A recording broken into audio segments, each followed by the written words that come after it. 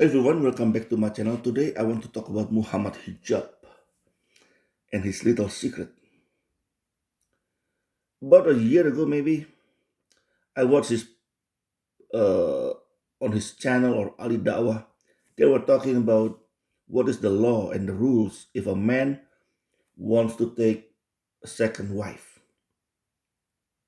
Anyway, the conclusion of their conversation was the man do not need permission from the first wife if they want to take a second wife.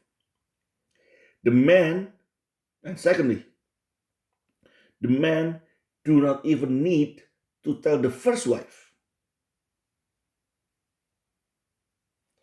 And now there is an allegation.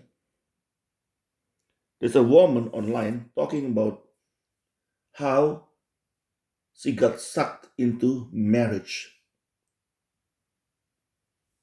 to Muhammad Hijab. So she got sucked into marrying Muhammad Hijab. She was a devout Muslim. She's a devout Muslim. And I'm not sure from what country. It's not mentioned.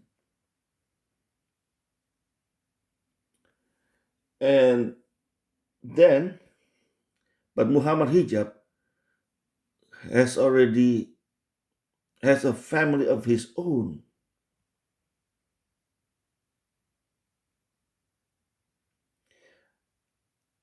I am not sure what this woman was thinking. Muhammad Hijab, basically, she said Muhammad Hijab was lying to her, promising her he would go to see her parents and wed her or marry her properly, like a nikah. Now, like when I say marry her properly, of course, this is in Islamic context, not in a Christian context. And turns out they only Muhammad Hijab changed his mind and marrying her only for sex and did not even give her anything without giving her any provision, any money, any support. They only meet in a hotel. So the meeting was not even in her place. And I believe she has a daughter. She's a divorcee with a daughter, with one daughter. The thing is, a lot of women, especially um, non Western women, they feel when they are divorced and especially with a kid, they feel the need of a man. In their mind, they need a man to protect them. So that's why sometimes divorcee who's a Muslim, they are very active looking for a man because of this kind of mentality. So they don't feel secure when they are on their own. They are very insecure. Now, why Muhammad Hijab did what he did? This is a lot of has a lot to do with Quran. Let us take a look at Surah Ar-Rum, verse 21, chapter 30, verse 21. And one of his signs is that he created for you spouses from among yourselves, so that you may find comfort in them. And he has placed between you compassion and mercy. Surely in this are signs for people who reflect. You can take a look at from different versions, the word comfort sometimes changed with tranquility or rest or repose.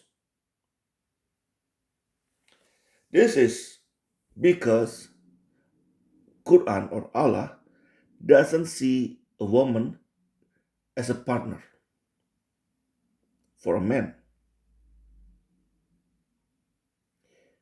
A woman is just a mean for a man to get comfort or rest or tranquility.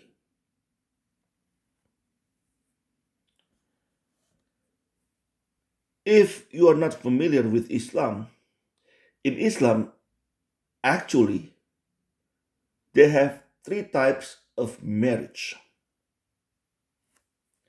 When you talk to a Muslim, most of them they will tell you nikah.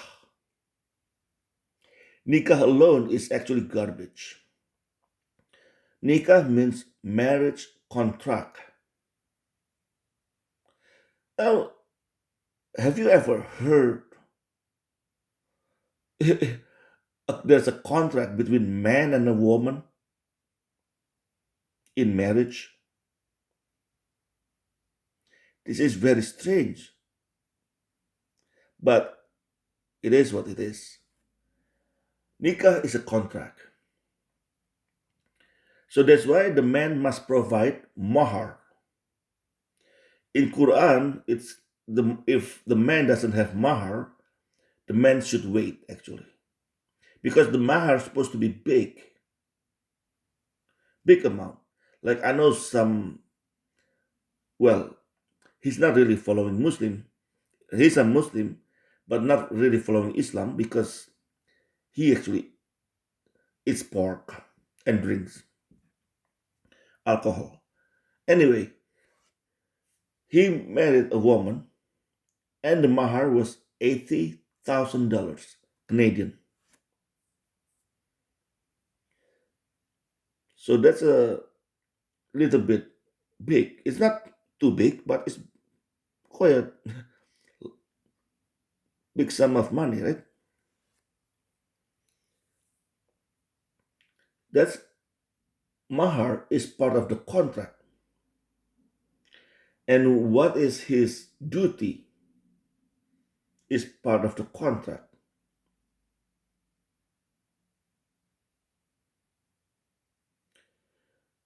Now, in Islam, there is something called mutah. And a lot of people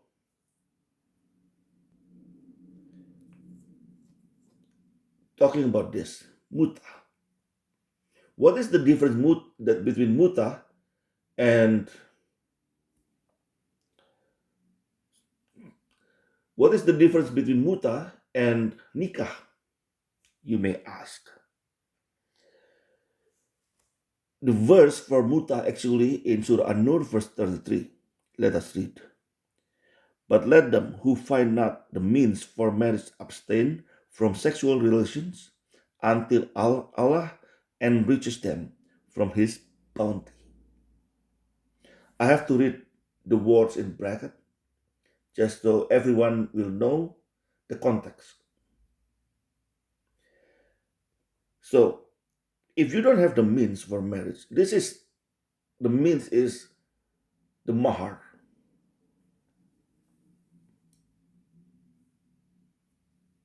Because the mahar is supposed to be a big lump sum of money or gold or I don't know, horses, I don't know, camels, could be anything.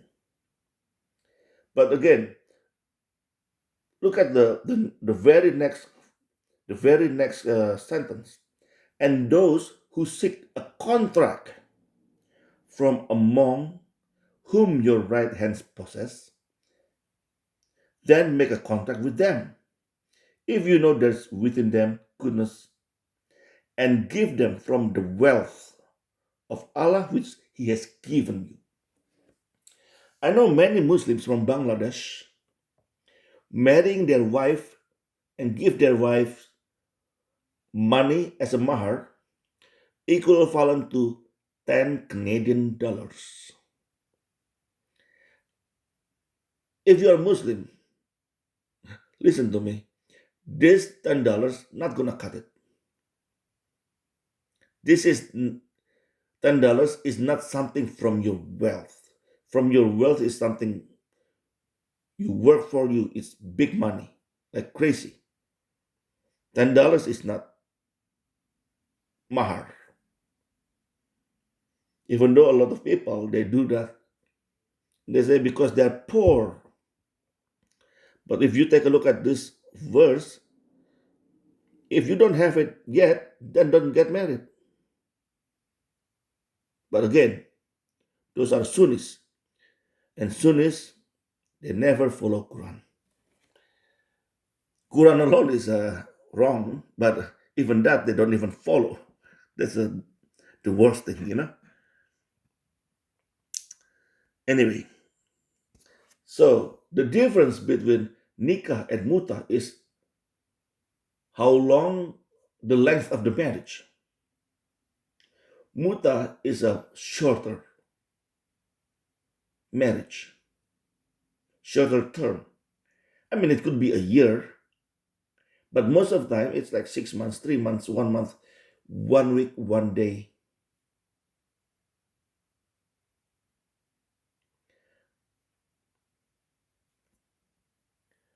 This is the verse about mutah.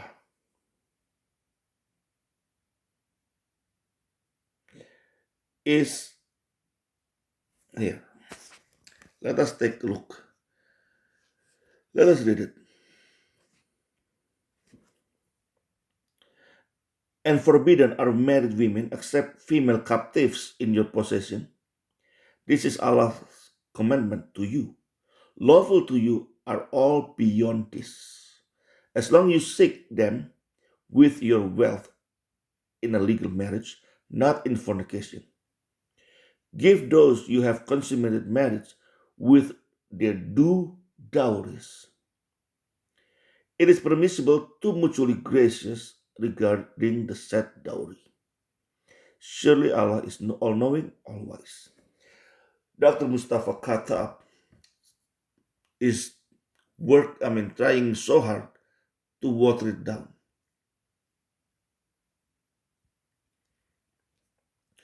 When you take a look, it is permissible to be mutually gracious. The word is not actually gracious. When you take a look at other versions of Quran,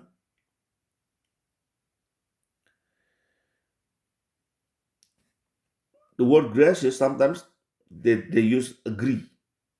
Over here,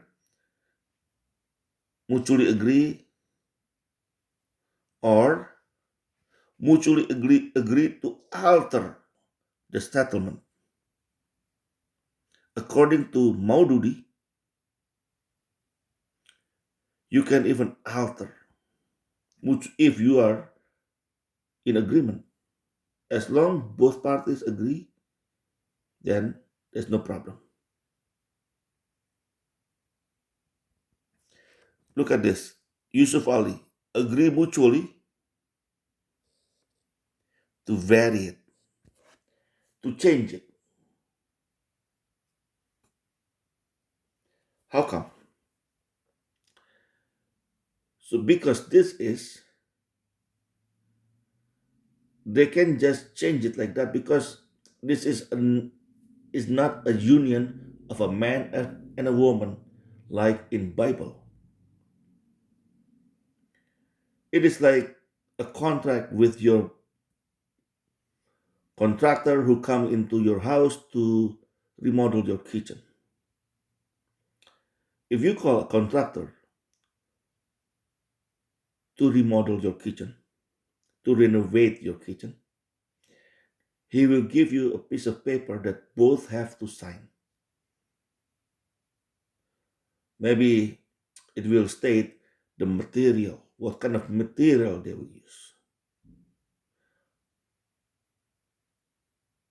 how much money,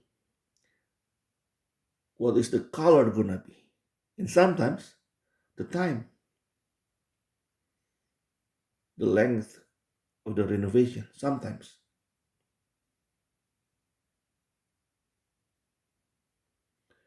So this is the problem. This is why all these verses, there are more verses, couple more verses in Quran talking about nikah, but I just give you what relevant to the topic, to Muhammad hijab. So when you understand Quran like Muhammad hijab, supposedly understand Quran, but when your understanding is like this,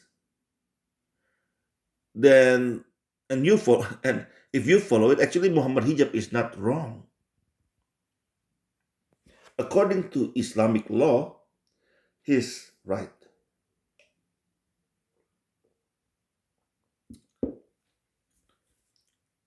He has done nothing wrong.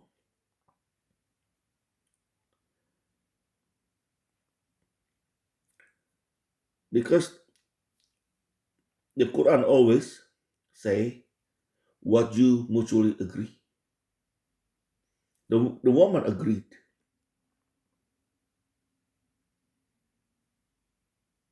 The woman agreed to it. Now there's another type of marriage. I haven't mentioned the third one. I have mentioned nikah and mutah. The third one is misyar. Misyar is also known as traveler marriage. Traveler marriage is worse because men do not have to give anything to the wife, to the woman. It could be just sex. That's why Muhammad Hijab did not give anything to that woman, did not support her financially, emotionally, nothing. Because he just want a legal, quote unquote, girlfriend, legal according to Islam, girlfriend, so he can have sex with.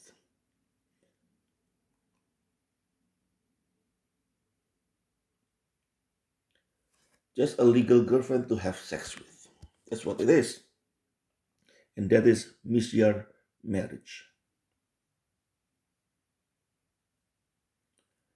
But if you're a Christian and you know your Bible, as you can read in Matthew chapter 19, verse 6, Jesus said, so they are no more two, but one flesh. What therefore God hath joined together, let no man put asunder. So two become one. It is not five become one, three become one, it's two become one. One man, one woman. And Muhammad Hijab, of course, as a Muslim man, he knows his right. Again, I'm talking according to Islam. I'm talking in a Islamic context. He has right to have up to four wives and unlimited concubines. And right now, what he did actually, he was just exercising his right within Islam. Anyway, that's all from me for today. And thank you for watching and listening. Whether whether you follow nikah or mutah or misyar. God bless you all. Have a nice life.